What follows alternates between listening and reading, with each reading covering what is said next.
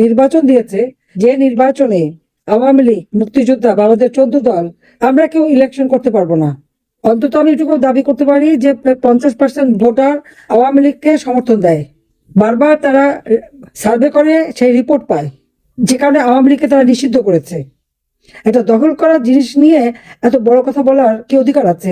আমি তো ডক্টর ইউনুসকে বলছি, আপনি আসেন না আমার আওয়ামী লীগের একজন যে কোনো কর্মীর সাথে যে কোনো নির্বাচন এলাকায় নির্বাচন করেন, দেখি জনগণ কাকে চায়। সে সাহস তার নাই। কারণ বাংলাদেশে সবচেয়ে বড় জালিয়াত যদি কেউ থেকে থাকে সেটা হলো ওই ইউনুস। সে ক্ষমতা দখল করেছে, এখন নির্বাচন দিচ্ছে। জনগণের নির্বাচিত সরকারকে হটিয়ে ক্ষমতা দখল করে সে অবৈধভাবে, অসাংবিধানিকভাবে সে যে ক্ষমতা দখল করলো, নির্বাচন দিল, তার কি সে অধিকার আছে নির্বাচন দেবার? আওয়ামী লীগকে সে নিষিদ্ধ ঘোষণা করে। আওয়ামী লীগের অপরাধটা কি? আমার বিরুদ্ধে বলেছে আমি নাকি 1400 মানুষ হত্যা করেছি। আমি তো কোনো মানুষ হত্যা করি নাই। আমি কেন হত্যা করতে যাব? আমি তো মানুষের অধিকার প্রতিষ্ঠা করেছি, মানুষের আর্থসামাজিক উন্নয়নের জন্য কাজ করেছি। আজকে 1400 লোক হত্যা করার কথা যে বলে, তারা কি হিসাব দেখাতে পেরেছে? দেশে আমরা একটা শান্তিপূর্ণ ব্যবস্থা করেছিলাম, আজকে সব ধ্বংস। এই অবস্থায় নির্বাচন দিয়েছে, আওয়ামী লীগ কেন ইলেকশন করতে পারবে না? ঠিক আছে, আওয়ামী লীগ যদি এত অপরাধ করে থাকে, হ্যাঁ আমার তো মৃত্যুদণ্ডও দিয়েছে, আমি তো করতে পারবো না ইলেকশন, ভালো কথা, কিন্তু আওয়ামী লীগকে কেন ইলেকশন করতে দেবে না? জনগণ সিদ্ধান্ত নিক, নির্বাচন অবাধ নিরপেক্ষ নির্বাচন করুক, জনগণ সিদ্ধান্ত নিক কাকে তারা চায়। যদি জনগণ আমাদের ভোট না দেয়, ঠিক আছে আমরা তা মেনে নেবো, কিন্তু আমাদের নির্বাচন করতে দেবে না কেন? এবং ডক্টর ইউনূসের কি অধিকার আছে আমাদের নির্বাচন থেকে দূরে রাখার আর আওয়ামী লীগকে ব্যান করার? সে কে?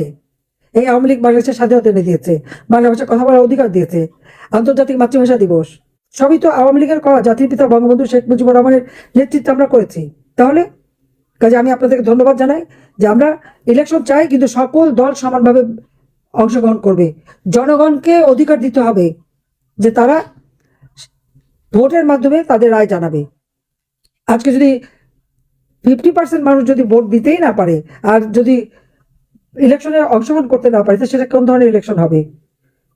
আবার কেউ যদি বলে যে আমি ভোট দেবো না, তার উপর মব সন্ত্রাসী, তাকে মারবে, ধরবে, তার বাড়িঘর পুড়িয়ে দেবে, তাদেরকে হয়রানি করা হচ্ছে, জবরদস্তি করে নির্বাচনে নেবে।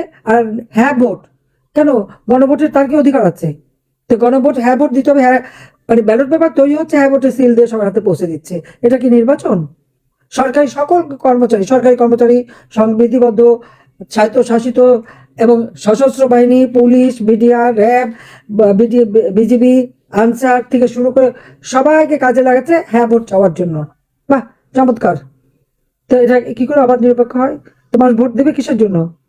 না ভোটের খবরই নাই, সবই হ্যাঁ করতে হবে। এবং তার বলছে সবাইকে হ্যাঁ ভোট দেন, হ্যাঁ ভোট দেন। এটা কি সরকারি কর্মচারীদের দায়িত্ব নাকি? কাজে আজকে আমি মনে করি এইভাবে এই নির্বাচন হতে পারে না। ইউনূসকে পদত্যাগ করতে হবে, দরকার হলে নতুন করে ক্যাচকার গভর্নমেন্ট করতে হবে, এবং তার এই সমস্ত এগুলি সব দূর করবে।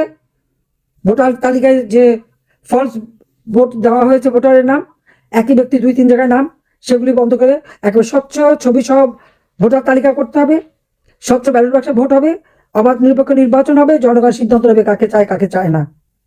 কাজে আমি আপনাদের ধন্যবাদ জানাই, আপনারা কষ্ট করে এই শীতের মধ্যে আজকে এসেছেন এবং আপনারা সেই দাবিটাই আজকে করছেন, সেজন্য সবাইকে আমার ধন্যবাদ।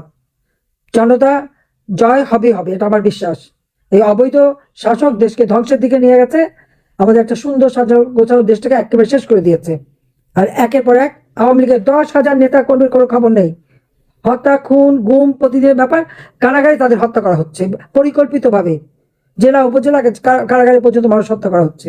কাজে এই হত্যা নিন্দা জানাই, এবং প্রত্যেকটা হত্যাকাণ্ডের বিচার করা হোক, তদন্ত করা হোক, আন্তর্জাতিক পর্যায়ে তদন্ত করা হোক যে হত্যাকাণ্ডকে আমি করেছি না ইউনূস তার ডিজাইনের মাধ্যমে তার জঙ্গি সন্ত্রাসীদের দিয়ে করিয়েছে। কারণ সব জঙ্গি সন্ত্রাসীদের সে ছেড়ে দিয়েছে, কারণ তাদের কাছে সে কৃতজ্ঞ, কারণ তাদেরকে সে ব্যবহার করছে ক্ষমতা দখলের জন্য।